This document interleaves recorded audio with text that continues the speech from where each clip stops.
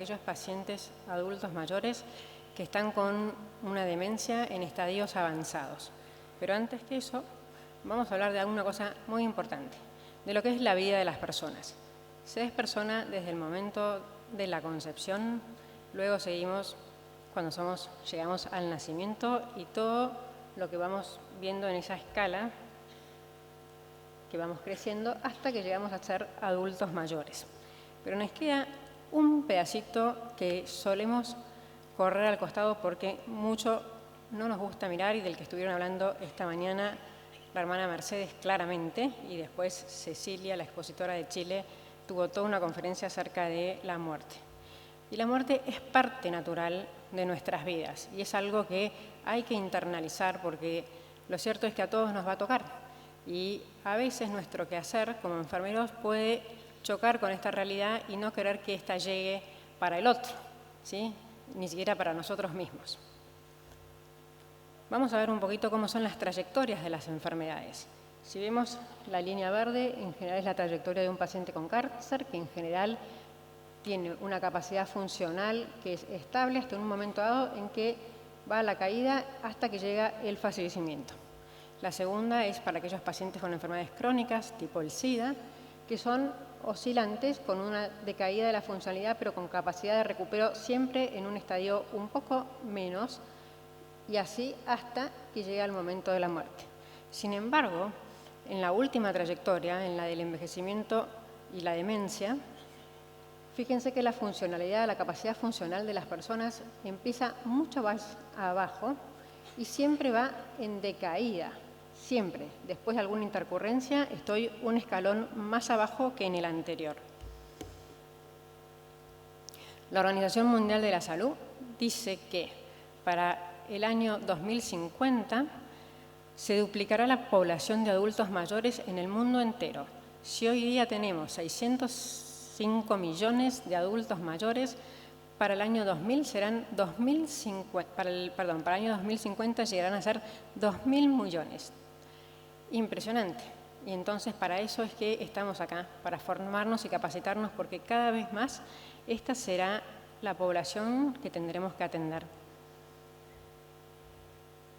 Y entonces, cuando llegamos al momento de ser adultos mayores, se relaciona íntimamente con saber que estos pacientes no se van a curar, pero que van a estar y permanecer durante largo tiempo en esta vida.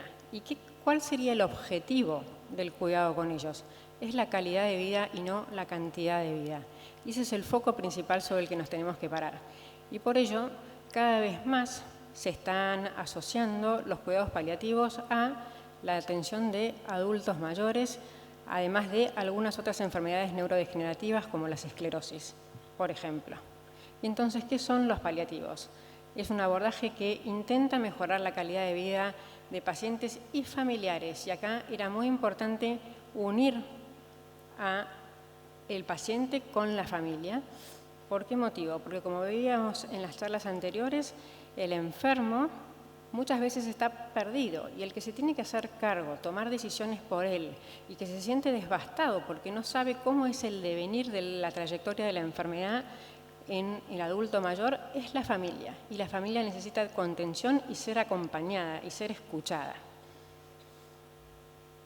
En el adulto mayor, y ahora paso estrictamente al tema de esta charla, se presentan muchas comorbilidades, hay un estado fisiológico bastante diferente a el de nuestras etapas de adultos jóvenes y se producen muchas veces numerosas internaciones o reinternaciones. Entonces, cuando los pacientes se internan, tienen una alta fragilidad y una inmensa necesidad de cuidados. Podríamos decir que son adultos mayores muy frágiles, como estos cristales, que si yo los descuido, simplemente se quiebran, se hacen añicos y es irreparable. Los descuidos que tengamos en los adultos mayores que están internados llevan muchas veces a grandes complicaciones e incluso pueden llevar al fallecimiento. Vamos a hablar un poquitito de lo que es la función de los alimentos en nuestra dieta. Por un lado tenemos la función plástica, que son las proteínas y vitaminas que que están involucradas especialmente en la reparación y en la construcción de nuestro organismo. Por otro lado, las energéticas mediante los glúcidos y los lípidos, que nos ayudan en la movilización y en el funcionamiento del organismo interno y a mantener la temperatura corporal. Y por último, la función reguladora, que está dada por las vitaminas y los minerales para mantener funciones internas y una hemostasia. ¿Qué es el metabolismo basal? Es la energía que se requiere para la actividad de los órganos cuando el individuo está en completo reposo sin desarrollar actividad física alguna. Y en el adulto mayor hay mucha menos actividad. Entonces el gasto energético es menor y se requiere menos energía. Según la Organización Mundial de la Salud, cuando tenemos entre 40 a 60 años, disminuye un 5% la necesidad energética. Pasados los 60 años, esta necesidad disminuye un 10%. ¿Cuáles son los cambios corporales que se ven en los adultos mayores? Hay una mayor delgadez, disminuye la masa muscular por pérdida de proteínas y hay una pérdida de estatura. El vientre se redondea y disminuye la grasa subcutánea. Y las piernas y los brazos se vuelven más frágiles, en general por un déficit de absorción del calcio. Vamos a ver aparato por aparato para poder adentrarnos en los cuidados que les deberíamos dar a los adultos mayores. En la boca, ¿qué es lo que se ve? Que hay una disminución de la saliva, hay una disminución del gusto y lo que se pierde principalmente es el poder saborear lo salado. Es decir, que si yo le tengo que dar de comer a un adulto mayor que aún conserva la deglución, es mucho más seguro que vaya a comer algo dulce que si yo le doy algo salado. Y luego la dentición. Muchas veces por este adelgazamiento que vimos antes que sucedía, las prótesis pueden llegar a bailar y los dientes muchas veces ni son mirados por un odontólogo una vez al año, que es lo que mínimamente cualquier persona tiene que hacerse chequear.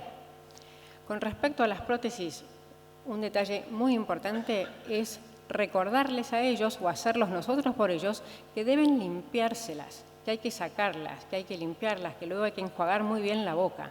¿Para qué? Para prevenir la litosis y las infecciones.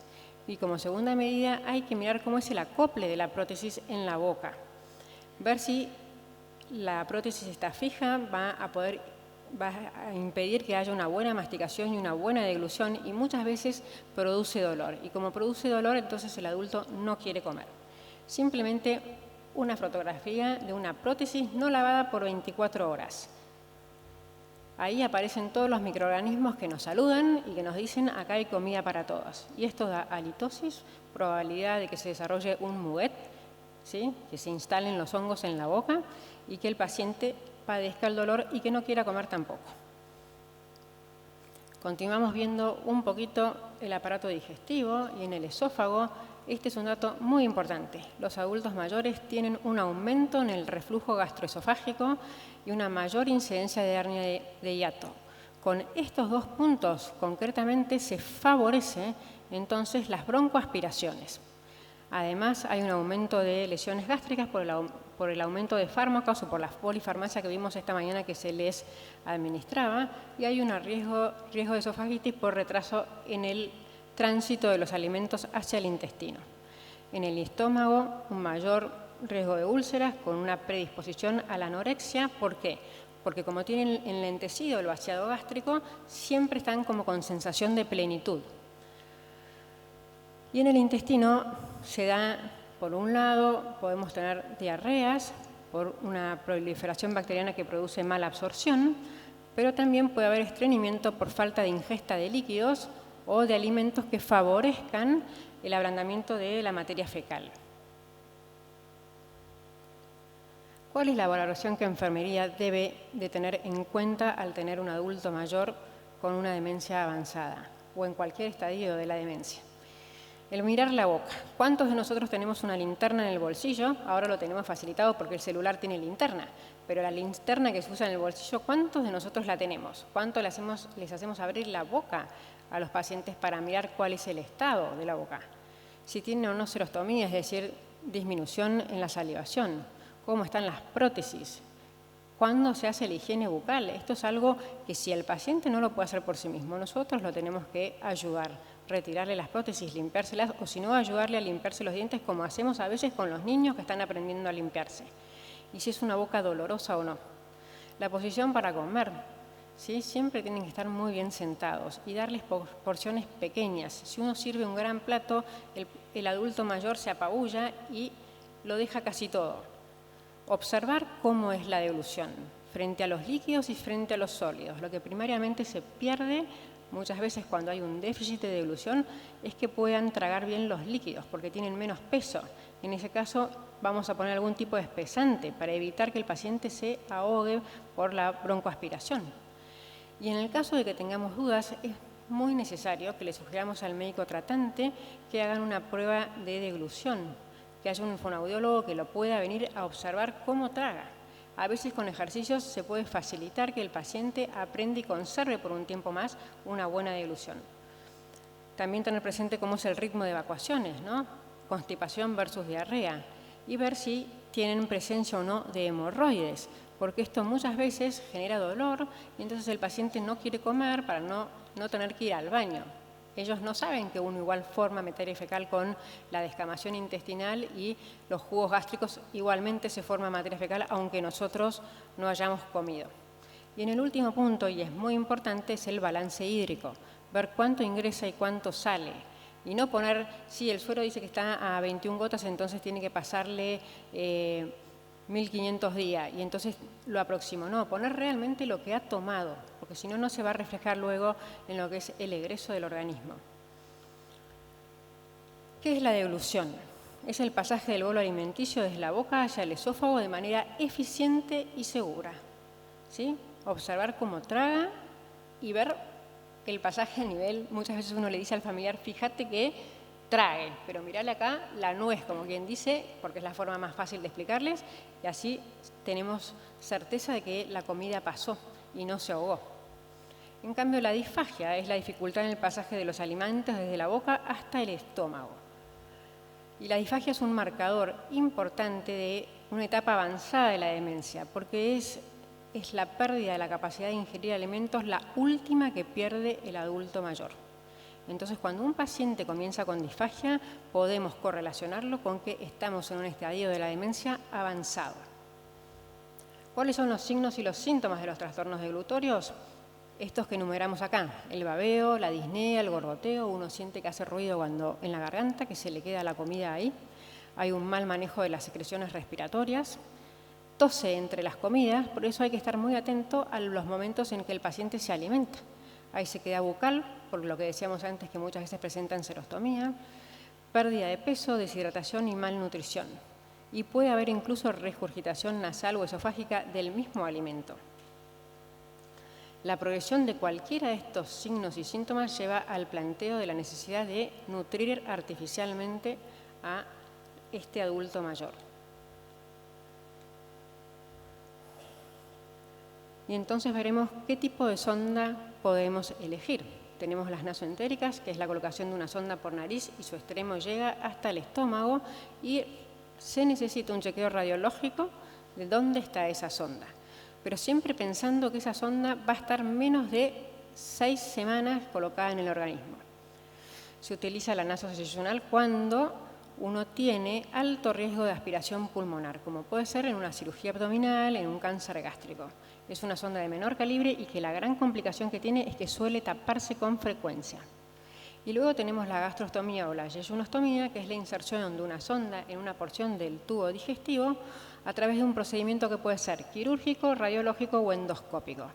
Este tipo de sonda se utiliza cuando se prevé que el enfermo o el adulto mayor va a requerir alimentación enteral por un periodo mayor a 4 a 6 semanas. ¿Cuáles son las complicaciones de las sondas? La intolerancia con vómitos, la diarrea y el dolor abdominal que frecuentemente está dado por la velocidad de infusión del alimento, el estreñimiento por el escaso movilidad que tienen en la cama y por el escaso ingreso de líquidos. Pueden haber también complicaciones infecciosas, complicaciones metabólicas, que tengan una hiperglucemia, una hiponatremia o una hipo- o hiperpotasemia. y que se obstruya la sonda. Y eso muchas veces se da porque cuando terminamos de pasar el alimento no tomamos el recaudo de lavar la sonda. Y la complicación mayor es la broncoaspiración, que es la aspiración del contenido gástrico por reflujo. ¿Cuáles son los cuidados de enfermería para el paciente con sonda nasoenteral? Sencillas, y casi todos los que ya hemos egresado de la escuela nos viene muy bien refrescarlo. El alimento del paciente tiene que estar sentado, ¿sí?, entre 30 a 45 grados para recibirlo y hasta estar 1 hora después de haberlo recibido también sentado. La altura del alimento, porque si no hay gravedad, el alimento no gotea, igual que un suero. Siempre antes de iniciar la infusión hay que ver que la sonda esté permeable, ¿sí? Y fundamental, lo repito, es la velocidad de infusión, porque trae grandes complicaciones. Y lo que dije antes, una vez concluida la alimentación, hay que lavar muy bien la sonda. ¿Cómo cuidamos la boca y la nariz? Como la fijación principalmente de la sonda. Actualmente se utilizan mucho más los parches de hidrocoloide, porque de esa manera no hay que cambiarlo todos los días, sino simplemente cuando el parche se satura. También se pueden limpiar los orificios nasales con hisopos embebidos en agua tibia y luego se le coloca crema hidratante para que no se ulcere. Pero también hay que ver luego dónde fijo yo la sonda y cómo está la piel en esos lugares. Y siempre, aunque el paciente no se alimente por la boca, hay que mantener los cuidados de la misma, ¿sí? Ver si puede hacer buches y si no, hacerle la higiene bucal y el cepillado. Y no olvidarnos de los labios, ¿sí?, que hay que mantenerlos húmedos mediante la utilización de manteca de cacao. Son pequeños detalles, pero que hacen a la diferencia en el cuidado. Cuando tenemos un botón gástrico, la sonda se tiene que limpiar, ¿sí?, y la placa que se adhiere también hay que limpiarla diariamente. Se puede colocar una gasa o un apósito hidrocoloide, que en este caso no habría que recambiarlo todos los días. Hay que rotar el sitio de fijación de la sonda en el abdomen para que no lastime la piel. Y el tapón, mientras que no se infunde alimento, tiene que estar cerrado. El estómago, los primeros 15 días después de haberlo colocado, hay que limpiar la zona con agua y jabón neutro y desinfectar con un antiséptico. Si no hay ningún tipo de complicación, entonces pasados los 15 días uno se baña y se lava y lo moja como cualquier parte del organismo que nos lavamos. Y la alimentación tiene los mismos cuidados que con la sonda nasoentérica, pero hay una pequeña diferencia. Antes de empezar a infundir el alimento por una gastro hay que aspirar. Y si en la aspiración obtenemos más de 100 mililitros, devolvemos ese contenido y esperamos 1 hora mínimamente para volver a infundir. Cuando se dan fármacos se los diluye en agua, pero tratando de no mezclar los fármacos. Y entre fármaco y fármaco se debería de lavar con 20 a 30 mililitros. Cuando uno concluye la infusión de alimentos o de medicamentos, se lava con 50 mililitros. Si la infusión es continua, 4 veces en el día mínimamente hay que cortar esa infusión y lavar con agua y luego continuar. Vamos a ver en un caso clínico real de un paciente con una demencia avanzada cómo tomamos la decisión de alimentar, no alimentar, suspender, que fue un poco el tema de la limitación del esfuerzo terapéutico que dio la hermana Samuner esta mañana. Paciente femenino de 88 años con antecedentes de hipertensión y deterioro cognitivo crónico avanzado por una demencia de tipo vascular. Tiene un diagnóstico de un melanoma en un miembro superior derecho en enero del 2017, el cual se extirpa 3 meses ulteriores a dicha intervención. Tiene un ACV vascular isquémico, presentando como secuela hemiplegia derecha, imposibilitando su deambulación. Evoluciona posteriormente con una rápida progresión de su deterioro cognitivo, es decir, que empeora su demencia, e ingresa en el hospital en junio por una sepsis severa a punto de partida del aparato respiratorio, probablemente una neumonía aspirativa. Tenía úlceras por presión, en la zona trochanteriana derecha una de grado 3, en el trocánter izquierdo itálicas de grado 4.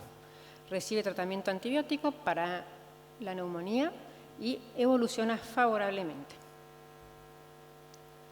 Se realiza entonces una interconsulta con el equipo de paliativos con el fin de determinar el objetivo de los cuidados que le vamos a brindar, que el objetivo en este caso claramente era brindar calidad de vida.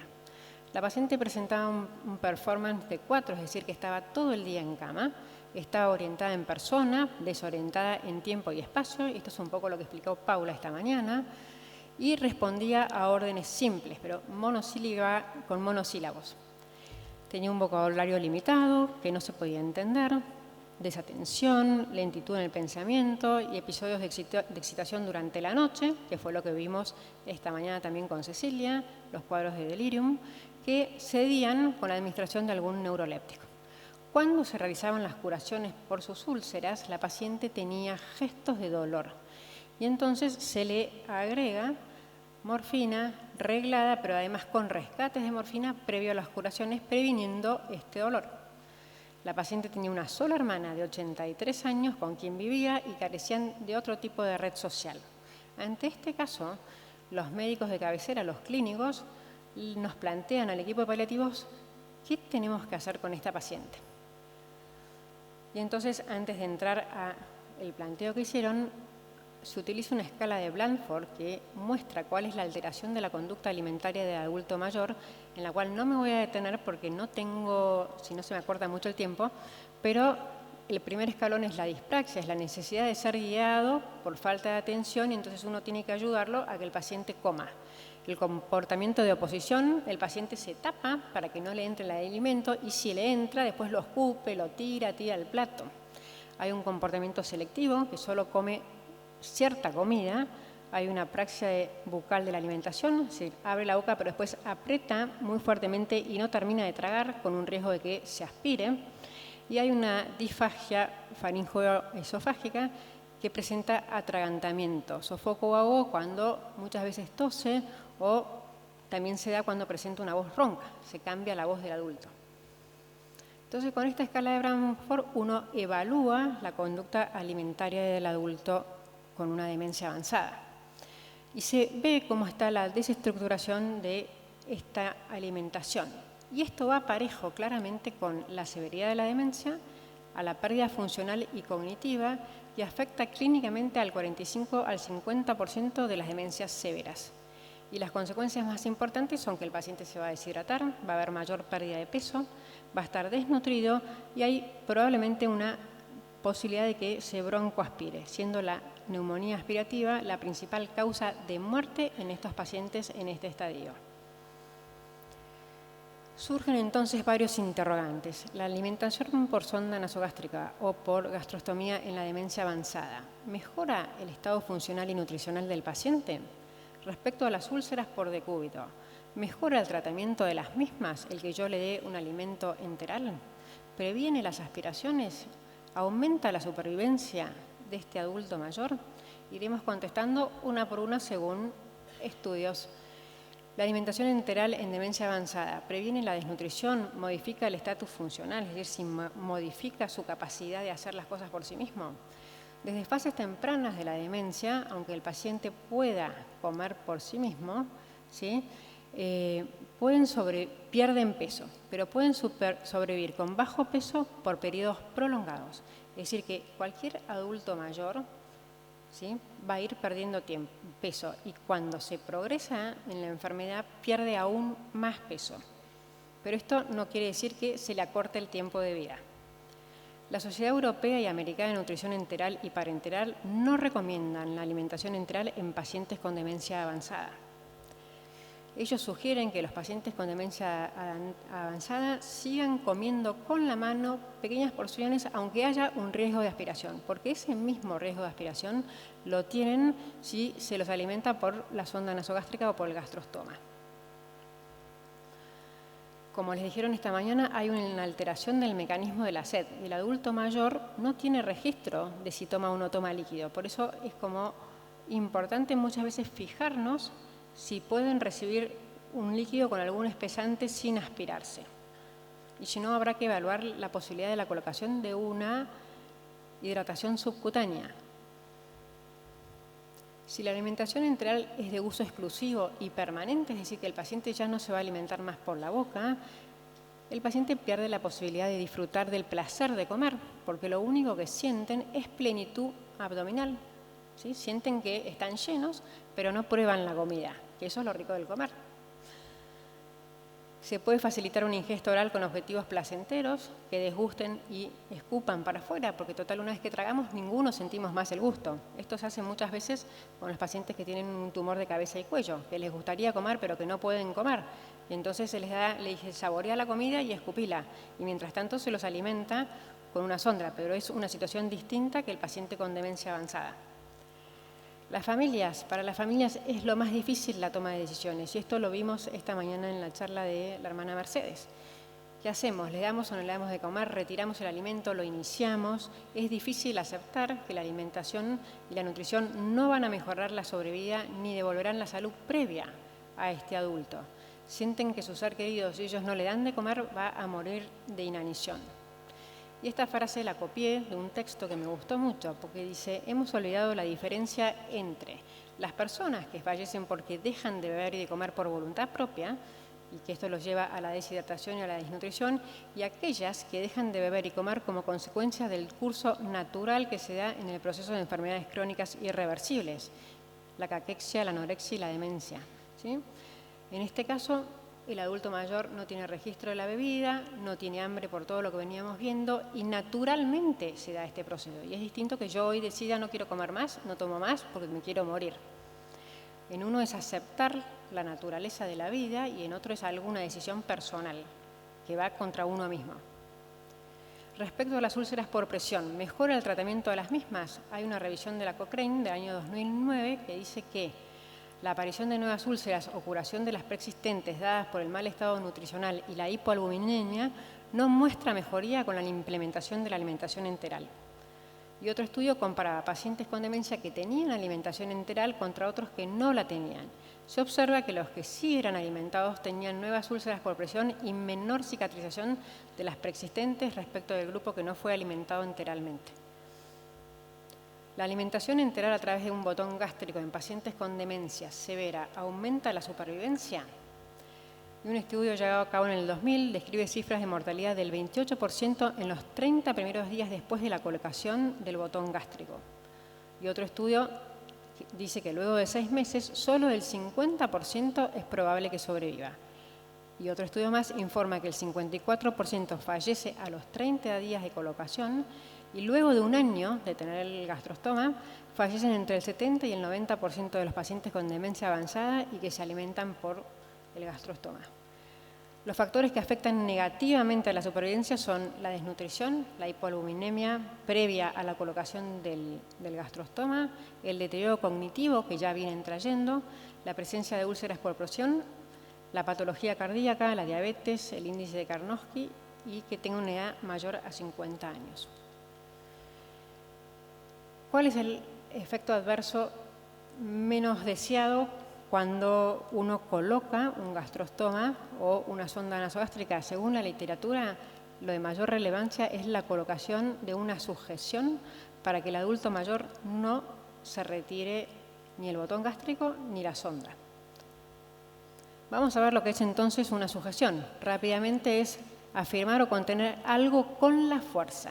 Contener, que sería casi como un sinónimo, son todas palabras que aparecen en la literatura cuando hablamos de sujetar o de contener a un paciente, es reprimir o sujetar el movimiento o el impulso de un cuerpo, y restringir es circunscribir, reducir a menores límites, apretar, constreñir y restringir.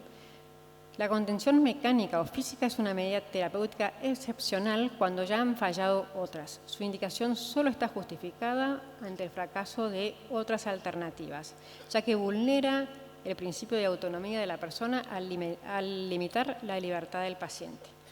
Cuando nosotros sujetamos a los pacientes, y esto es una foto que saqué de un pabellón de mi hospital la semana pasada, fui a ver y estaba este paciente atado con esta sujeción, pero no tenía puesta ni una sonda nasogástrica, ni vesical, ni un gastrostoma, ni un suero. Nada para arrancarse. Era simplemente que estaba atado.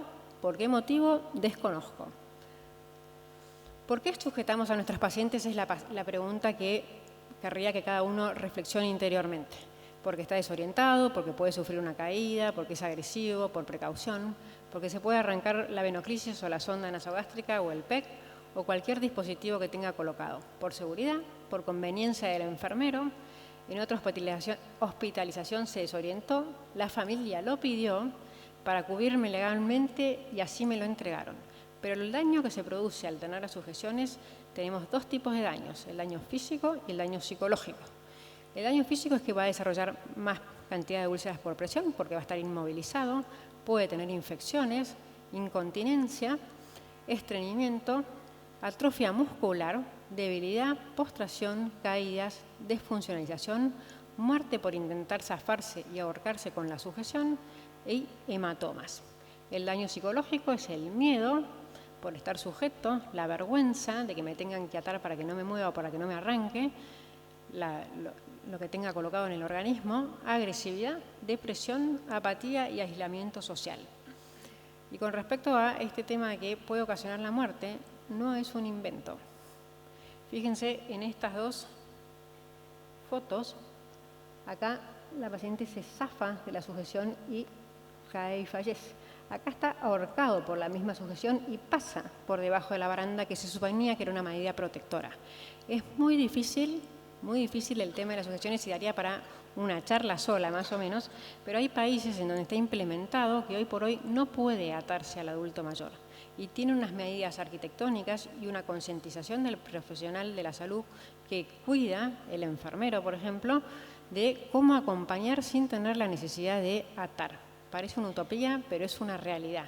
Se llaman centros libres de sujeciones. Y acá en nuestro país tenemos uno, que es la residencia Manantiales, que es un centro de adultos mayores que no sujetan a los pacientes. Pueden ir a conocerlo porque es digno de verse. La pregunta que nos tendríamos que hacer es, ¿qué es más digno? ¿Que alimentemos y tengamos que atar al adulto mayor para que no se retire las sondas, impidiendo su libertad de movimiento y los riesgos que conlleva la sujeción? ¿O no alimentar y aceptar el proceso natural de la enfermedad y de la vida que puede llegar a su conclusión? Por un lado, lo que voy a brindar es cantidad de vida, pero por otro lado, lo que quiero es lograr la calidad de vida. Esta es una decisión muy difícil que tenemos que aprender a tomar en equipo, porque solos no podemos, ni nosotros, ni los médicos, ni el nutricionista, ni la familia. Necesitamos conversar y ver entre todos cuál es la mejor decisión para esta persona. Es imprescindible por parte del equipo que atiende al adulto mayor que haya una buena comunicación con la familia, explicándoles cuál es la situación real de su ser querido. Explicar los beneficios y los riesgos de los tratamientos posibles, ¿sí? Y si decimos que no vamos a iniciar o suspendemos algún tratamiento, lo que tenemos que garantizar a la familia es que nosotros vamos a continuar brindando cuidados de confort y alivio sintomático. Esto facilita enormemente la toma de decisiones conjunta, porque tanto los profesionales como la familia queremos lo mejor para esta persona que hoy no puede tomar una decisión por sí misma. Fundamental es el trabajo en equipo, que la entrevista familiar sea no solo con el médico, sino con todos los profesionales que estamos acompañando en el cuidado de este adulto mayor. Fundamentalmente la enfermera, el médico, en este caso el nutricionista. La toma de decisiones en la alimentación enteral hay que priorizar el principio de beneficencia y de proporcionalidad. ¿Qué beneficio le va a hacer? Le voy a brindar y es proporcional a la situación clínica que hoy presenta. Hay que evaluar cuidadosamente los aspectos a favor y en contra de nutrir o no en cada persona en particular. Yo no puedo nunca generalizar. Se debe hacer para todos los adultos mayores que estén en este estadio de demencia, ninguno come. No es así. Cada persona es única e irrepetible y yo evalúo los cuidados de manera única e irrepetible. Ponderar no solo los beneficios fisiológicos de la alimentación integral, sino también la calidad de vida que quiero para este adulto mayor. La base sobre la que decidir es para priorizar la dignidad de la persona. Esto es lo que buscamos con nuestros cuidados y con las decisiones que tomamos. Indagar sobre la existencia de directivas anticipadas. Puede ser que en algún momento dado de su vida, este adulto mayor que hoy no puede decidir por sí mismo, haya dejado por escrito o haya hablado con su familia cosas que él no querría que se le hicieran cuando llegara a estar sin competencia. Y si tenemos ese dato, tenemos que seguir ese dato, porque es la voluntad expresada previamente a que perdiera su conciencia. En casos de dudas, siempre uno puede presentar la situación al Comité de Ética. El Comité de Ética no es simplemente para ver los protocolos de investigación, es también para poder aportarnos sugerencias de los casos clínicos difíciles. Vamos a ver ahora un pequeño video.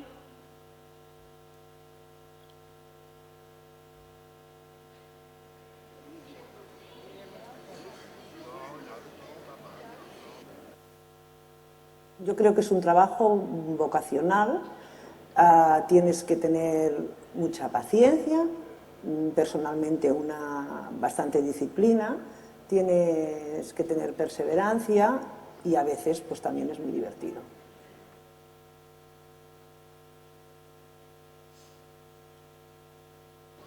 Los primeros días que llegan aquí les tenemos que dar un poco de seguridad para que ellos puedan estar más tranquilos y relajados.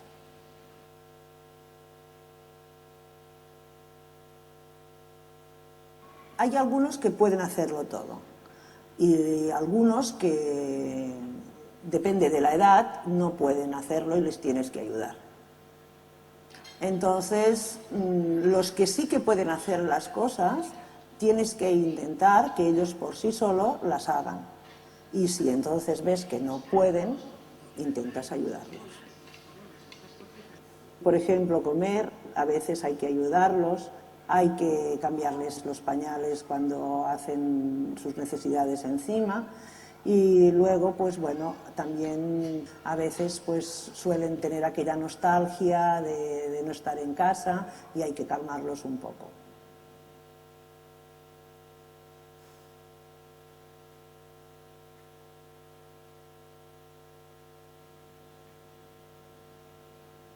Evidentemente que siempre, cada día te aportan una cosa nueva, una sonrisa, una mirada y cada día tienes cosas nuevas.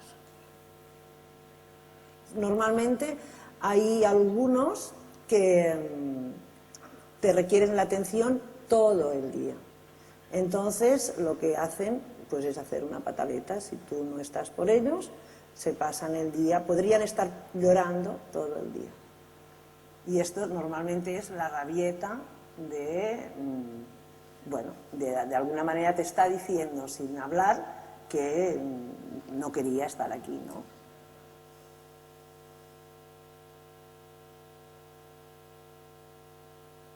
La despedida normalmente siempre es muy triste, puesto que, bueno, pasan a otra etapa, pero para nosotras pues los hemos tenido durante mucho tiempo y emocionalmente pues todo esto afecta.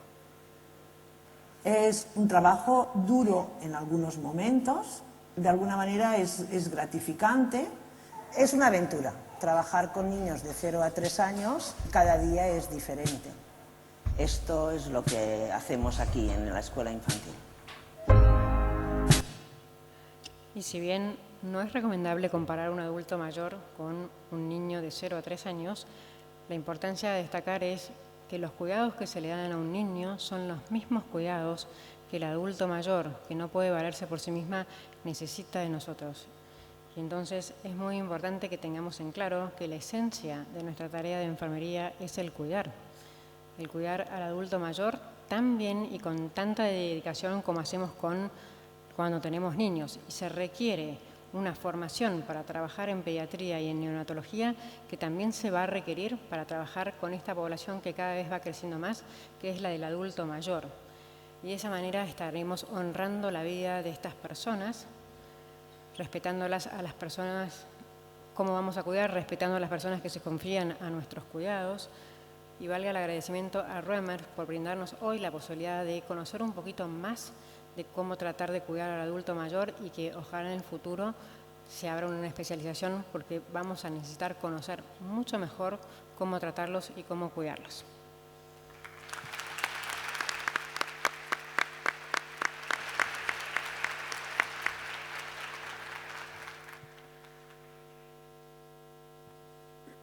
Bueno, y continuando, le vamos a dar la palabra a la magíster Constanza Celano, que tiene más de 20 años de trayectoria con pacientes oncomatológicos en Fundaleu, coautora de 3 manuales de enfermería oncológica, secretaria académica y docente de la especialidad de enfermería oncológica de la Universidad Austral, docente del Instituto Nacional del Cáncer y docente de la carrera de grado de la Universidad Austral. Muchas gracias, Jackie. Buenas tardes. ¿Cómo están? Ah, me gusta escucharlos que están respirando, están vivos. Bien, necesito un like para seguir.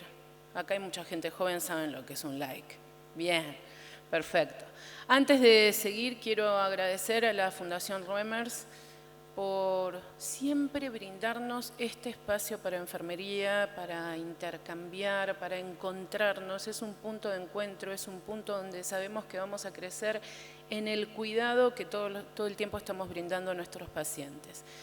También quiero darle un especial agradecimiento a la magíster Silvina Estrada por ser coordinadora de estas jornadas y porque siempre está pensando cuál es el tema para reforzar el cuidado, cuál es ese tema que los enfermeros necesitamos para actualizarnos, qué curiosidades tenemos para poder satisfacerlos a través de esta vía.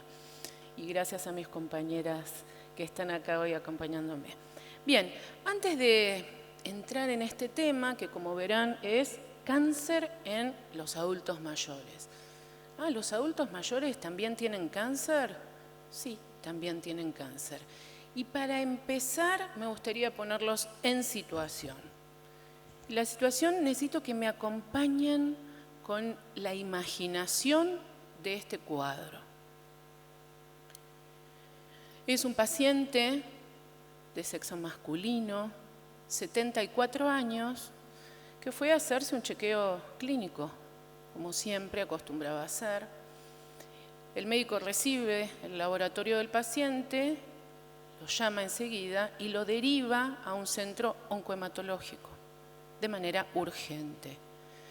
Imagínense la situación del paciente, ¿no?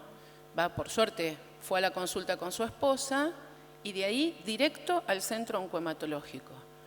Llega al centro oncohematológico, entra por consultorios externos y empiezan a hacerle la anamnesis, el examen físico, análisis de laboratorio, internación. ¿Cómo internación? Sí, internación. Pasa directo. Bueno, pero no me puedo ir a casa a buscar la ropa para cambiarme y para internarme. No, se tiene que quedar ahora internado. En eso entro yo a la habitación.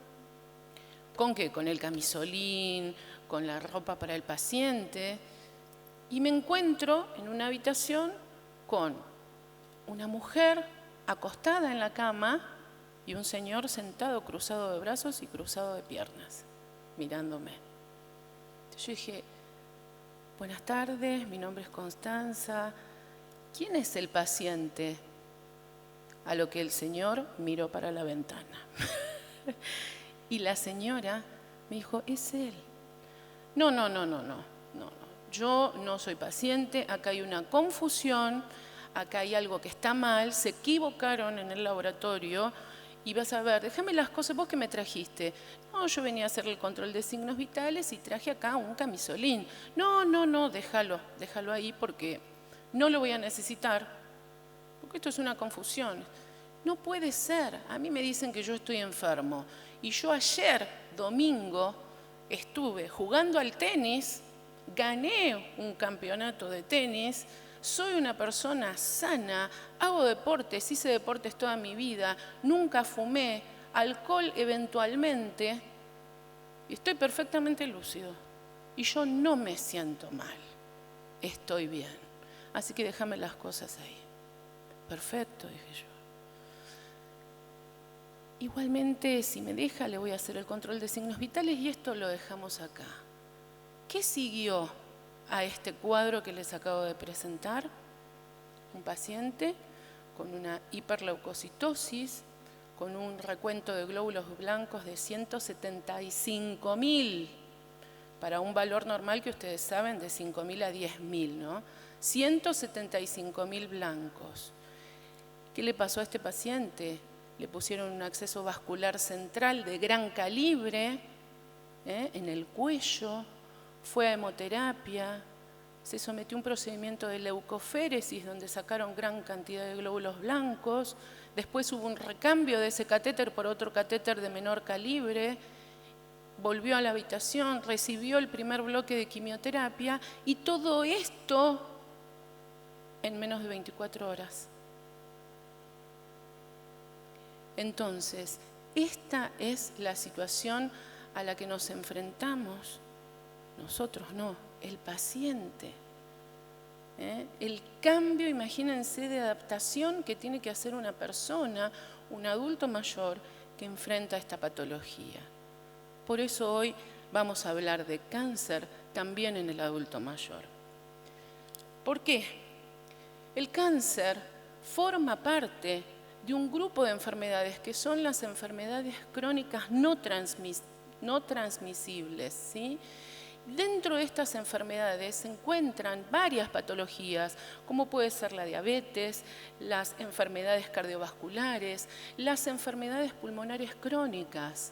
El cáncer forma parte de estas patologías crónicas. ¿Y por qué es importante traerlas acá y pensar y hablar de ellas? Porque son responsables del 77% de los casos de defunción y el 69% de la carga de enfermedad en nuestro continente.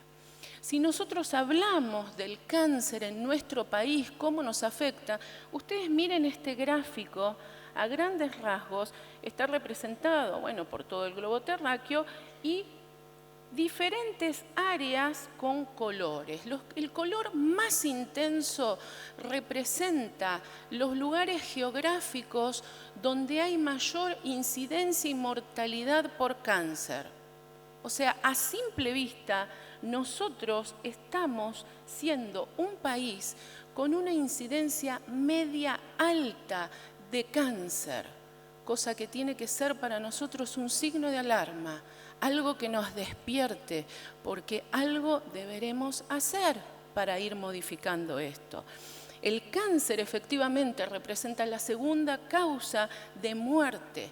Ya en el 2014 representó un 18,7% del total de las defunciones. Y se estima, según las proyecciones, que para el año 2035 habrá un aumento de la incidencia de esta patología llegando al 50,2% y un aumento de las defunciones que también va a estar alrededor del 55%. Esa es la importancia del por qué hoy tenemos que hablar de cáncer y también en el adulto mayor. Si nosotros observamos el porcentaje y la proyección y cómo fue creciendo la población de los mayores de 65 años, de acuerdo al sexo, acá en rosa encuentran el sexo femenino y en celeste está el sexo masculino. Esta proyección se fue viendo, se fue dando, se fue evaluando de acuerdo a los diferentes censos. De hecho, este es un gráfico que fue sacado a partir del último censo en el 2010. ¿Sí? ¿Qué vemos acá? Acá vemos que el cáncer representa, ¿sí? El porcentaje de adultos mayores de 65 años en las mujeres y en el hombre en el 2010 alcanza alrededor de un 11%. ¿Sí? Y según estas proyecciones, se estima que para el año 2040 va a llegar alrededor de un 15%. O sea que el promedio de vida va aumentando, fue aumentando en las últimas décadas y las proyecciones es que esto siga aumentando. Si vamos a relacionar qué pasa y por qué hoy los adultos mayores también desarrollan cáncer, tenemos que pensar en aquellos factores que predisponen al desarrollo de esta patología. Y digo factores que predisponen al desarrollo porque sabemos, cuando uno piensa en las causas del cáncer, no se sabe cuál es la causa exacta que hace que una célula, porque el cáncer es una enfermedad celular, que recibe una alteración en el ADN de sus células, en el código genético de sus células, y esta alteración afecta la funcionalidad, la forma de la célula y empieza a replicarse de manera descontrolada y escapa a los mecanismos de control que tiene el organismo y sigue replicando y duplicándose y dando más células hijas que portan esa alteración. Si bien no sabemos por qué y cuál es el mecanismo que hace que esta célula que está alterada escape a los mecanismos de control que tiene el organismo, sí sabemos que hay factores que predisponen el desarrollo de esta patología, no solamente en los adultos mayores, sino en todos. Dentro de estas causas, fíjense lo que muestra el gráfico y la proyección desde el 2005 hasta el 2013, que fue esta última estadística, se muestran que dentro de los factores de riesgo, los más importantes, están relacionados al bajo consumo de frutas y verduras, al sedentarismo, al exceso de peso, al hábito de fumar, que por suerte esto ya un poco se está modificando, por lo menos el hábito de fumar en los jóvenes ha descendido en las últimas estadísticas. El consumo de alcohol, en esto no podemos decir lo mismo, porque cada vez más los jóvenes consumen más alcohol y de manera terrible, ¿sí? Descontrolada. Y la actividad física baja. ¿Qué dice la Organización Mundial de la Salud? Que la cantidad recomendada de ingesta de frutas y verduras debiera ser de 5 porciones diarias. Levante la mano quien cumple esto.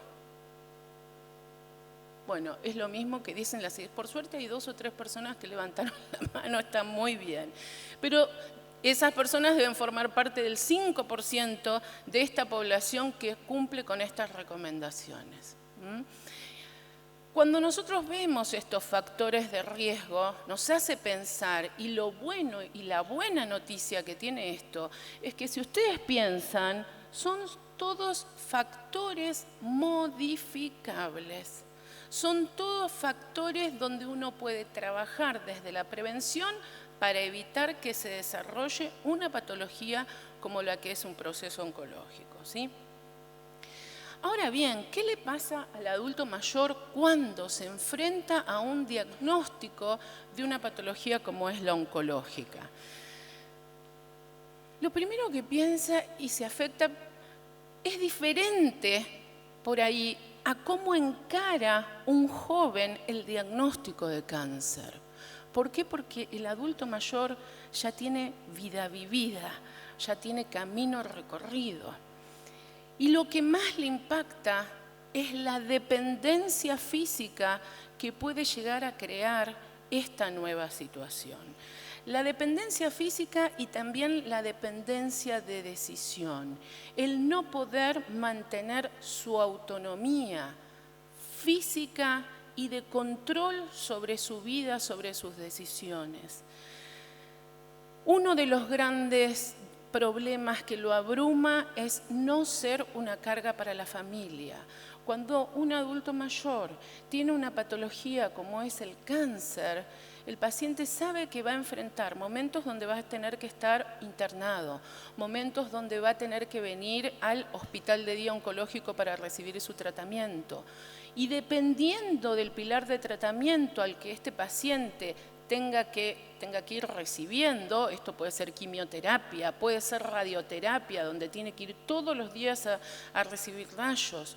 Quimioterapia que dependiendo del protocolo de tratamiento puede ser un día a la semana, un día cada 8 días, el día 1, el día 8, el día 15, o pueden ser varios días consecutivos, puede ser cada 15 días, puede ser cada 21 días, cada 28 días. O sea, le requiere una alta demanda de ayuda y un grupo de contención.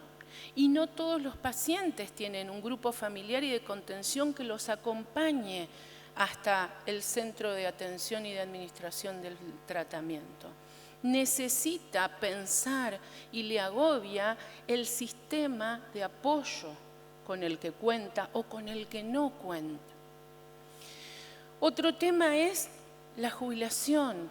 Ustedes vieron cómo están afectados los adultos mayores en nuestro país por el tema del cobro de la jubilación y lo poco que les alcanza para satisfacer sus necesidades básicas. Imagínense a esto el traslado, el ir y transportarse desde su domicilio hasta el centro de salud, A veces no tienen y no les alcanza para los propios medicamentos. Imagínense el costo que también implica empezar a manejarse con una dependencia al hospital de día o al centro hospitalario, donde le demanda más gastos todavía. También hay que pensar que el adulto mayor, como se desarrolló en todo lo que fue el transcurso de esta jornada, es un paciente donde pueden concurrir varias comorbilidades, otras patologías, como pueden ser la hipertensión, la diabetes, la insuficiencia hepática, la insuficiencia renal, cardiopatías o enfermedades pulmonares crónicas. Y estas, ¿por qué son importantes? Porque muchas veces va a depender del tipo de comorbilidad que el paciente tiene, que vaya a modular o a modificar el protocolo de tratamiento oncológico. Porque el protocolo de tratamiento oncológico incluye diferentes drogas o diferentes fármacos citostáticos que afectan a esa célula oncológica, que tienen también sus toxicidades. Algunos tienen toxicidades hepáticas, el fármaco en sí mismo. Y si a esto el paciente ya trae una insuficiencia hepática, habrá que modificar o la dosis o el fármaco y cambiarlo por otro fármaco. ¿Se entiende? Entonces, estas comorbilidades es importante conocerlas porque es muy probable que tengan que ser y que sean causa de modificación de los protocolos. Lo mismo que la función renal. La función renal es sumamente importante. Ustedes ya saben cuáles son las alteraciones del paciente adulto mayor con respecto a la función renal. Y si a esto le sumamos un proceso oncológico, ustedes imagínense el primer día de tratamiento oncológico para este paciente. Va a recibir un tratamiento que va a apuntar a matar la mayor cantidad de células oncológicas. ¿Qué pasa cuando se matan estas primeras células oncológicas? Se vuelcan al torrente sanguíneo todos esos detritus celulares de esa ruptura de células oncológicas. ¿Y qué libera el torrente sanguíneo? Libera fosfatos, libera potasio, libera uratos. Y todo eso, ¿quién lo va a filtrar? ¿Quién lo va a depurar? El riñón. Ahora, al riñón hay que prepararlo previamente, ¿sí? ¿Para qué? Para que no haga lo que en oncología se conoce como un síndrome de lisis tumoral, que es una insuficiencia renal aguda causada o derivada de la toxicidad del tratamiento por no tener preparado el riñón. Entonces, si ya un paciente adulto mayor viene con una insuficiencia renal o con una falla en el sistema renal, esto también va a implicar modificación del tratamiento y un seguimiento de parte de enfermería de todo lo que es el impacto en la función renal de su tratamiento. Por lo tanto, ya acá estamos pensando y vamos perfilando cuidados de enfermería que apunten a medición y valoración del balance hídrico, que apunten a valorar la hidratación del paciente, el aporte de la hidratación del paciente, que apunten a medir el peso diario en este paciente, ¿sí? A observar el laboratorio, a ver el clearance de creatinina cómo está y ver los valores de la función renal. Piensen que en estos pacientes la disminución del filtrado glomerular, la disminución del volumen urinario y la disminución de la función renal pueden limitar el tratamiento oncológico y por lo tanto también su efectividad. Si pensamos y seguimos pensando en las alteraciones que puede causar el tratamiento oncológico, no podemos dejar de pensar en ¿cómo actúa? El tratamiento oncológico, si pensamos en los citostáticos, en la quimioterapia es un tratamiento no específico. ¿Qué significa esto? Que afecta a las células que tienen alta velocidad de reproducción. todos aquellos tejidos que tienen alta velocidad de reproducción, sus células, van a ser afectados por este pilar del tratamiento, que es la quimioterapia, que no es específico. Entonces, de ahí derivan todos los efectos adversos que tiene este paciente. Y si además esto ocurre en el paciente joven, en el paciente adulto mayor, ¿cómo impactará? ¿Qué valoración debo hacer previa para prevenir mayor toxicidad y mayores efectos adversos en el paciente? Uno de los sistemas que se afecta es la médula ósea. ¿Qué produce la médula ósea? Glóbulos rojos, glóbulos blancos, plaquetas, es decir, todas las series. Y en consecuencia, si esta afectación, si el cáncer afecta a la médula ósea, ya ahí estamos teniendo un paciente con déficit por la patología en sí misma. Pero si además le damos tratamiento con quimioterapia, también tenemos toxicidad derivada del tratamiento. ¿Y qué tenemos en consecuencia?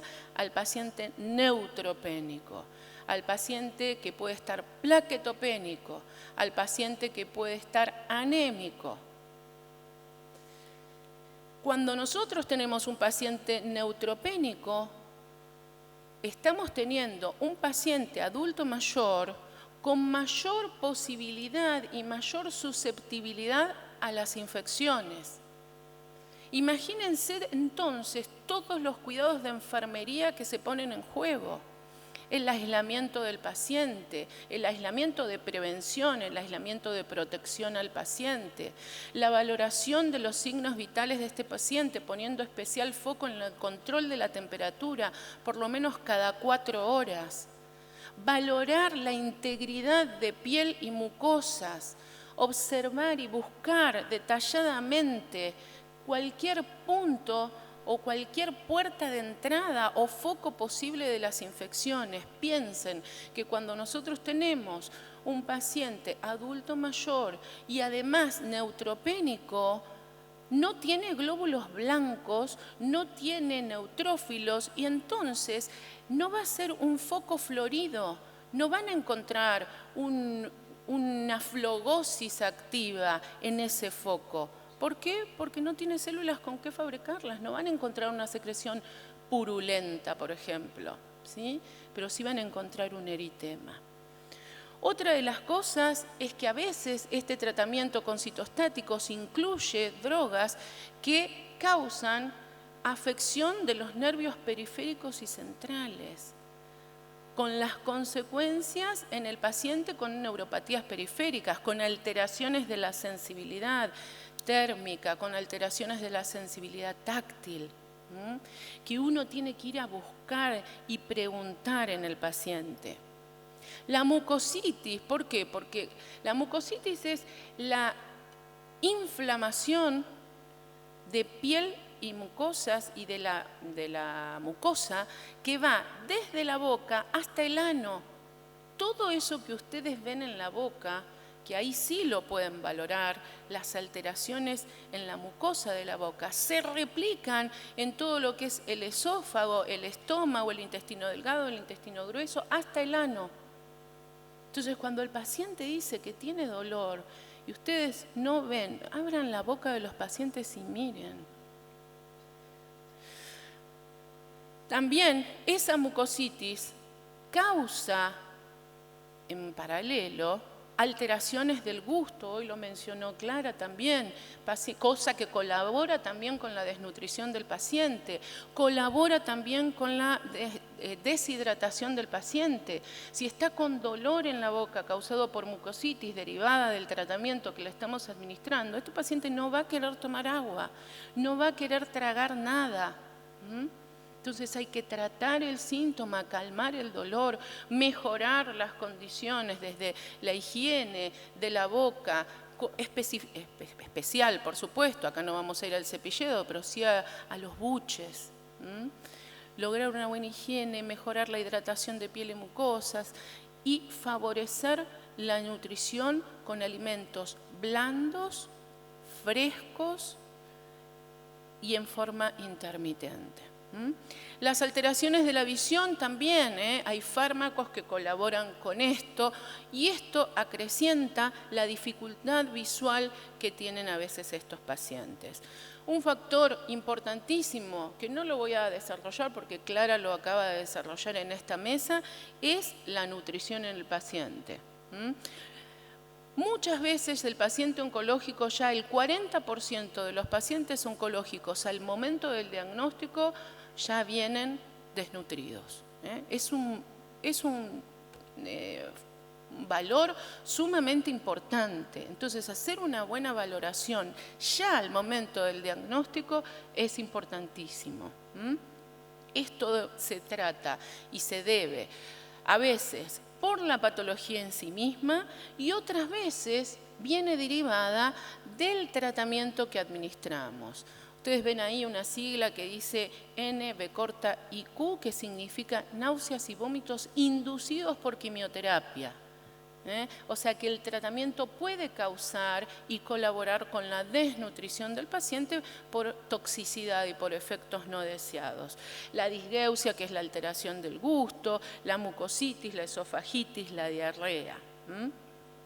Bien, no los voy a agobiar con este tema porque es bien específico de la oncología, pero si alguien está transitando o acercándose a lo que es la oncología, hay determinados fármacos que son antineoplásicos, que son los más comunes en el tratamiento de los pacientes adultos mayores.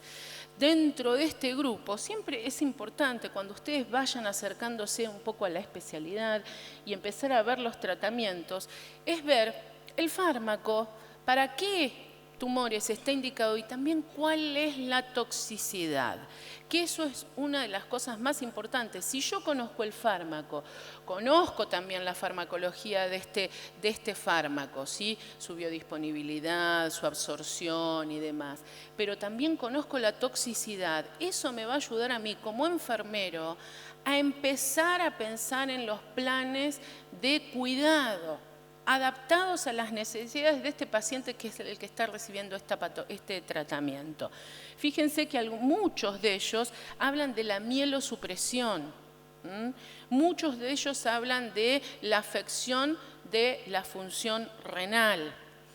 Muchos de ellos también tienen en cuenta o favorecen las neuropatías en los pacientes o alteraciones en las manos y en las palmas de los pies, y eso se ve la toxicidad, hay eritema, hay formación de una placa más gruesa en las palmas y en las plantas de los pies y después puede venir grietas favoreciendo focos de infección. Entonces, todas estas cosas uno las tiene que detectar tempranamente para armar el plan de cuidados, para educar al paciente, tratar estos efectos adversos y evitar que el paciente se complique. Ahora bien, ustedes pueden preguntar, bueno, ¿todos entonces los pacientes adultos mayores que tienen un diagnóstico de cáncer deben recibir tratamiento oncológico?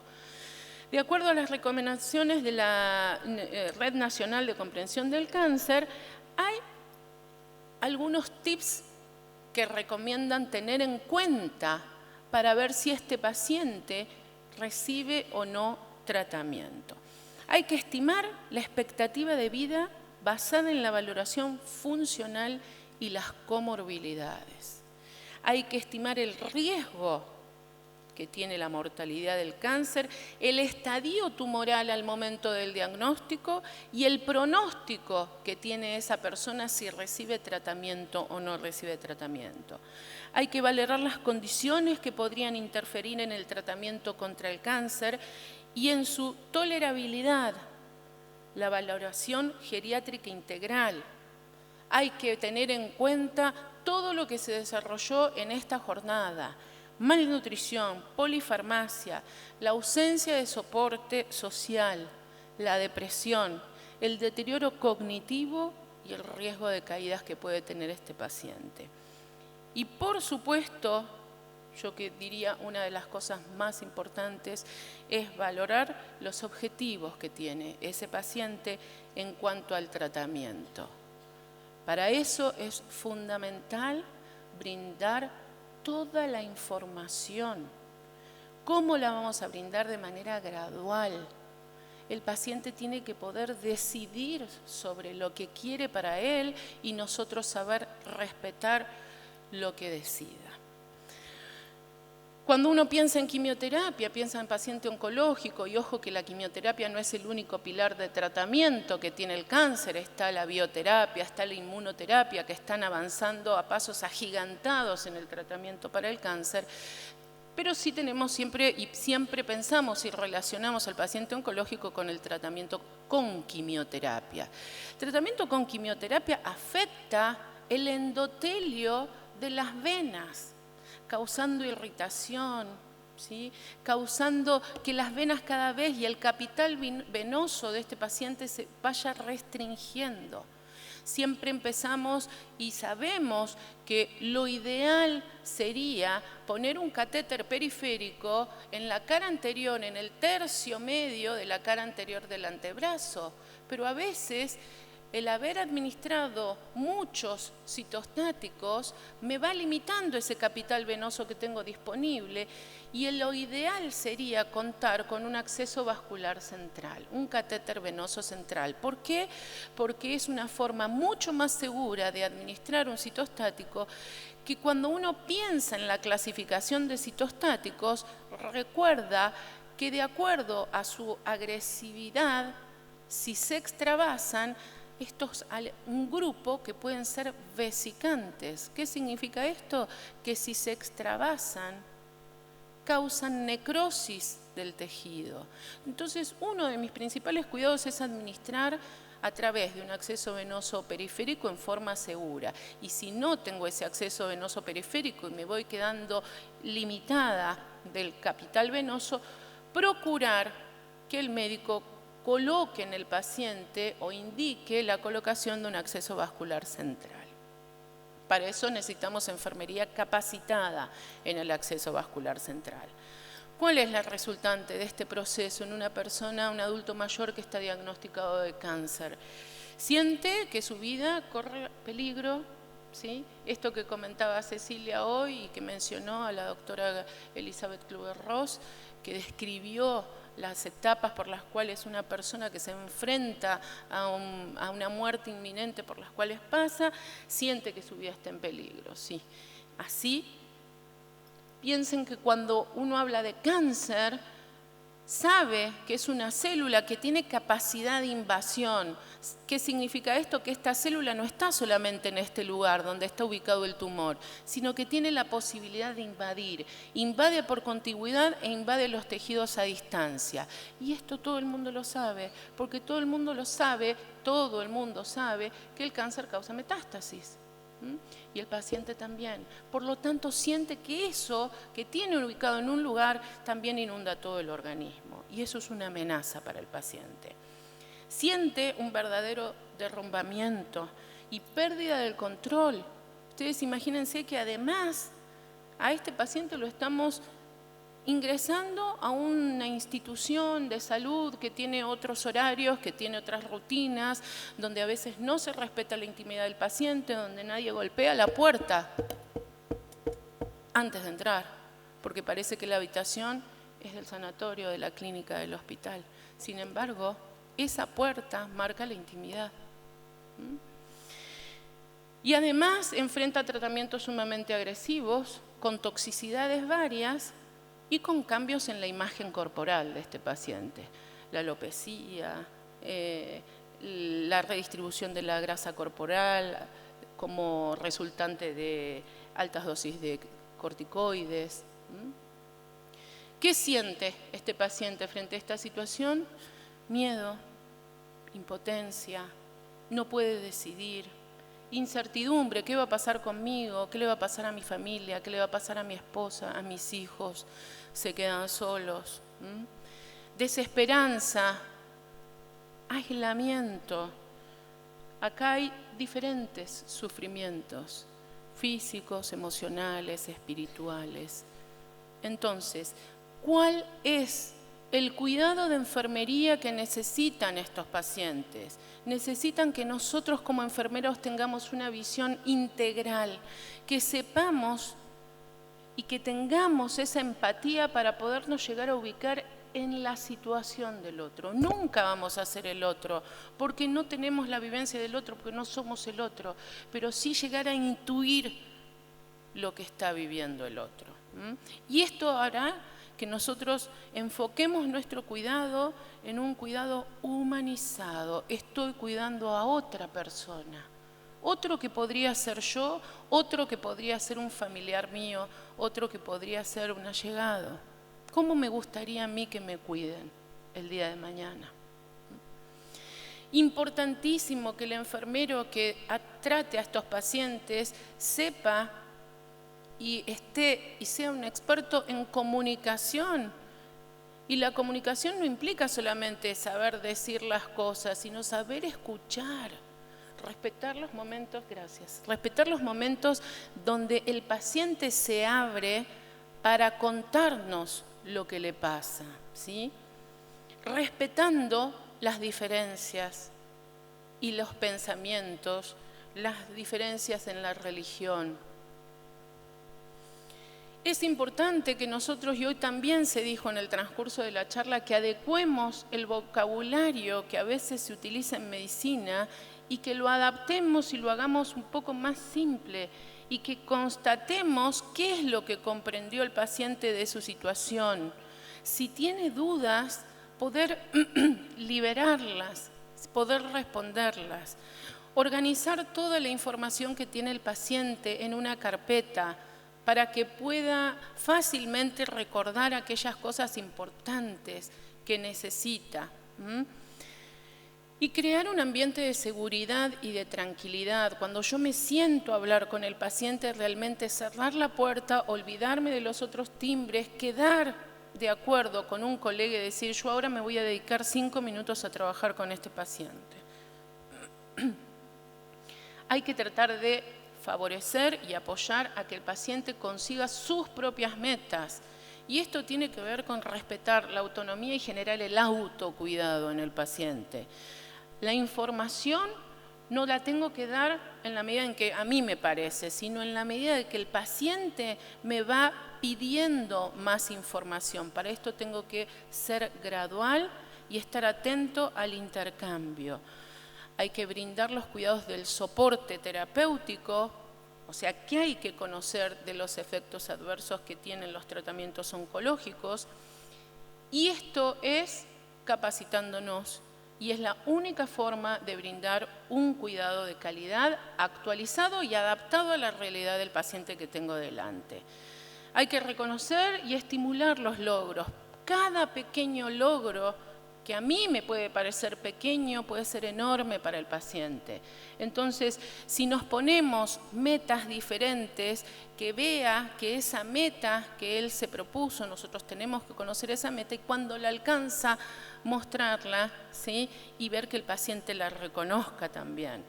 Promover también a que vaya disfrutando la vida, los momentos, las visitas, las cercanías que tiene en ese momento, ¿sí?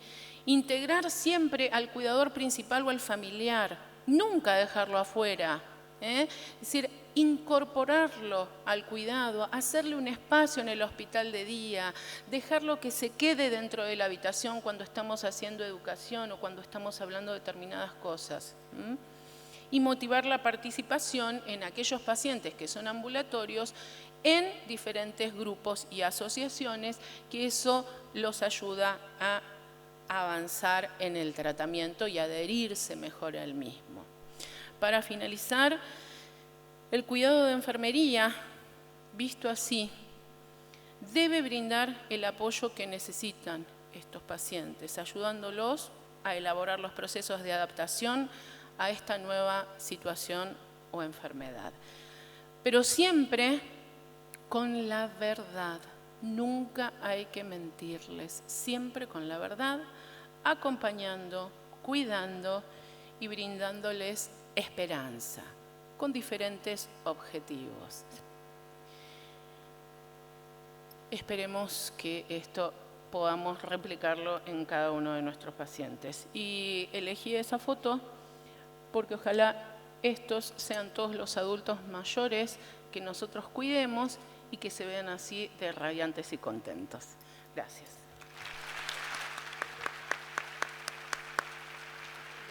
Le damos las gracias a la magíster Constanza y la licenciada Cuyen.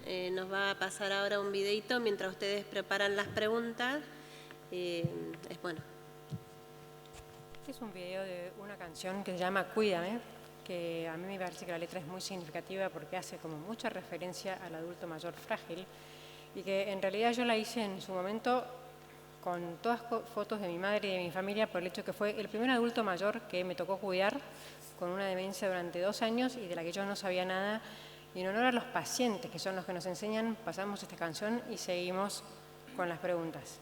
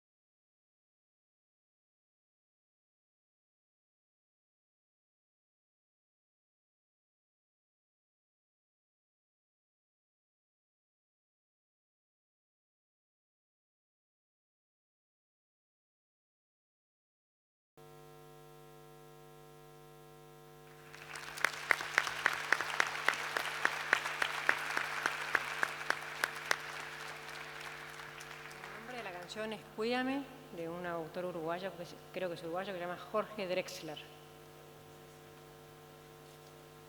Bueno, esperando las preguntas, tengo acá una pregunta preparada para Constanza. ¿Cómo educo al paciente en el proceso de cáncer? ¿Cuál es la planificación que hago para educar a este paciente?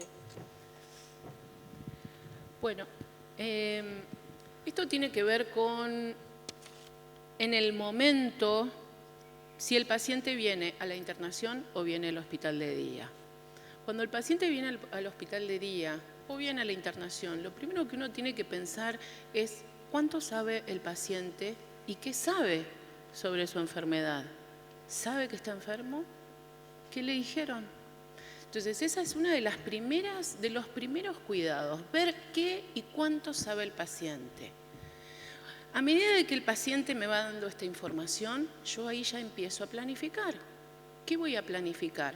La educación que le voy a dar al paciente, la información que necesita en este momento, de acuerdo al tratamiento que vaya a recibir. Una cosa es que el paciente reciba quimioterapia, otra cosa es que el paciente reciba tratamientos combinados, quimio y radioterapia. Tengo que pensar en educarlo sobre el protocolo de tratamiento que va a recibir y los efectos adversos que puede llegar a esperar. No asustar. La información debe ser gradual, pero el paciente se asusta más cuando empieza a tener efectos adversos y él no sabía que podía esperarlos.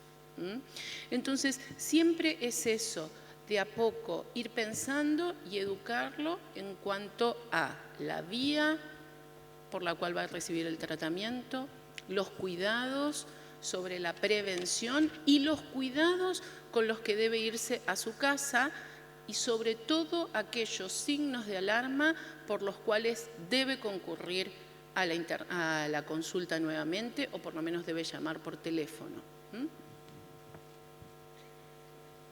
Gracias, Constanza. Una pregunta para Clara. ¿Cómo nos damos cuenta que un paciente se broncoaspira y consultar con el médico? Vamos a dar cuenta que se broncoaspira porque hemos escuchado que mientras que comía o tomaba tosía. Esa es una posibilidad. La otra posibilidad es que el paciente pueda empezar con un cuadro febril y se ausculten las secreciones aumentadas.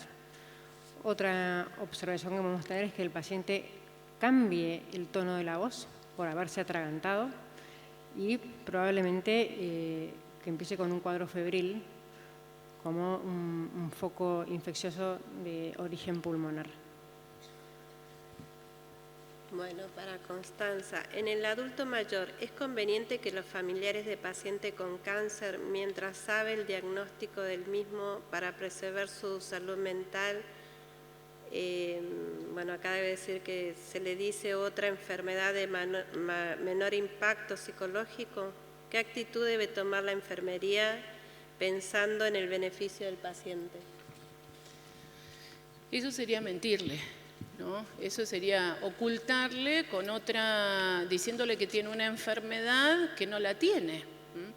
Siempre hay que ir con la verdad, pero bueno, nosotros no podemos imponerla, pero sí podemos repreguntar. ¿Por qué? Porque el paciente siempre va a preguntarnos a nosotros, ¿por qué me está diciendo esta cosa si yo escuché esta otra? ¿Por qué me está diciendo esto si yo no me siento bien? ¿Por qué me está planteando esta situación? Y llevan al paciente a no comunicar qué es lo que pasa, qué es lo que siente, sus miedos, sus angustias, los temores. No hay nada mejor que enfrentar una situación con la verdad. ¿Qué rol jugamos nosotros ahí? El rol de intermediario, ¿sí? Para ayudar primero a que el paciente pueda expresar lo que cree que siente, lo que cree que tiene, ¿sí? Para expresar y ver qué le pasa al familiar, porque es el familiar el que no puede brindar esta información o no sabe cómo hacerlo. ¿Qué le pasó al médico también? Porque no le dio esa información al paciente, porque si no llevamos al paciente a lo que es armar o a una situación que se llama el cerco del silencio, ¿o no, Clara? Entonces, ahí lo aislamos, no lo dejamos comunicar qué es lo que siente, qué es lo que le pasa, evacuar sus dudas y poder enfrentar con sus herramientas y otras más que nosotros podemos facilitar, enfrentar esta nueva situación de enfermedad. Acá hay una pregunta parecida, dice, con respecto a la comunicación del paciente sobre su enfermedad, ¿nosotros podemos recibir capacitación especial o lo debe hacer otro profesional? La comunicación forma parte importantísima de lo que es enfermería.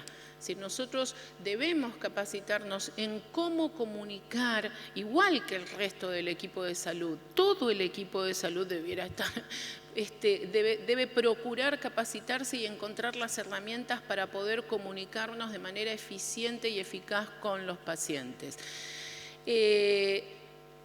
Enfermería, por supuesto, tiene que comunicar y aprender a comunicarse con los pacientes y tener herramientas que faciliten que la persona que está en situación de vulnerabilidad con una patología como esta pueda acceder a la información sobre su diagnóstico, ¿sí? Y sobre el tratamiento que está recibiendo y cómo tratar estas toxicidades lo mejor posible para generar un autocuidado en ellos. Acá hicieron dos preguntas con respecto a las sujeciones o a las restricciones, ¿sí? Una dice, en el caso de un adulto mayor muy inquieto que no quiere estar en la cama con su correspondiente medicación y tiene un acceso periférico y una sonda vesical, ¿qué podemos hacer para no llegar a la sujeción?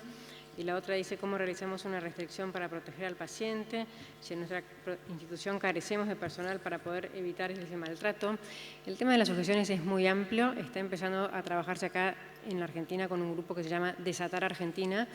Lo tienen muy estudiado y muy como desarrollado en España, pero es todo un recambio, por un lado, de la mentalidad de cómo cuidar y observar, que no se requiere, y está estadísticamente demostrado que uno tuviese que tener más cantidad de personal para no tener que atar al paciente, y un cambio más bien arquitectónico que ayude a los pacientes a tener menos frecuencia de caídas, a que esté mejor iluminado, a que estén más acompañados. Y realmente cuando a uno le muestran que el programa se puede llevar adelante, es una cuestión de un cambio de mentalidad de los propios cuidadores, de poder ponerlo en práctica y darnos cuenta que sí se puede, ¿sí? Bueno, y para finalizar, una pregunta para Constanza. Como enfermera, ¿qué debemos hacer cuando el paciente se niega al tratamiento? Primero es saber, para que una persona pueda decidir, tiene que saber, ¿sí? Saber los pros, las contras, la situación real en la que se encuentra, es decir, saber en qué estadio de tumor tiene, qué estadio de enfermedad está, para poder tomar decisiones. Uno puede tomar decisiones libremente cuando sabe, ¿sí? Primero es verificar esto, que el paciente tenga toda la información. Y en segunda instancia es respetar lo que esta persona quiere. Si una persona, sabiendo todo, los pros y las contras, las toxicidades del tratamiento, lo que le puede pasar y lo que puede enfrentar, y esa persona se niega, no podemos caer en el paternalismo de obligarlo a recibir un tratamiento. Si el paciente no quiere recibir el tratamiento, no recibirá ese tratamiento. Hay que respetar la decisión de esa persona. Por supuesto, vuelvo a recalcar, con amplia educación en lo que tiene que saber de su enfermedad para que, sabiendo, pueda elegir libremente y en condiciones de libertad intelectual para que pueda elegir sobre la misma. Bueno, muchas gracias Constanza, muchas gracias Clara. No te muevas. Gracias. Bueno, para cerrar, primero quiero agradecerles a ustedes que han venido hasta acá, que se han quedado hasta el final, que han dejado sus cosas para poder participar del evento. Agradecerles a los disertantes y a los coordinadores que son responsables de esta convocatoria, que nos han volcado todo su saber. Y solamente decirles que hoy hemos aportado solo un granito de arena al que es el cuidado del adulto mayor. Hay mucho más por delante, pero sí hay algo que nos quedó claro, que este adulto necesita un cuidado especial porque tiene un sufrimiento o pérdida, ¿sí?, de muchas funciones vitales de su vida que va perdiendo por la edad y que necesita de gente capacitada dentro del equipo de salud, especializada como puede ser la enfermera, a la par del médico o el psicólogo o el terapista, el nutricionista. Tienen que estar todos capacitados para poder brindar un cuidado de atención en estos pacientes. Estos pacientes pertenecen, siempre tengamos presente, a un grupo familiar. Tienen un mundo, tienen su familia, tienen sus amigos y nosotros tenemos que ayudarlos a que puedan seguir participando de esta relación, ya que son parte importante, son referentes, tienen historia de vida donde pueden ser conexión entre familias, entre hijos y nietos, participan de un mundo y no por tener una edad mayor, sino justamente por esta edad tienen proyectos de vidas y esperanzas nuevas que contagian y ayudan a la familia. Ellos se brindan a nuestro cuidado y nosotros tenemos el compromiso de capacitarnos para poder brindarles un cuidado de calidad, para poder brindarles el mejor cuidado, ya que se entregan con toda confianza en nuestras manos. Creo que es la responsabilidad de todo enfermero comprometerse con el paciente a quien tiene a su cargo y capacitarse para poder darle lo mejor de sí, tanto en lo profesional como en lo personal, porque la capacitación viene de los dos lados, viene del lado profesional, que es lo que uno hace en estas jornadas y cursos y especializaciones, pero también viene en lo personal, que es un compromiso que nosotros tenemos hacia estos pacientes.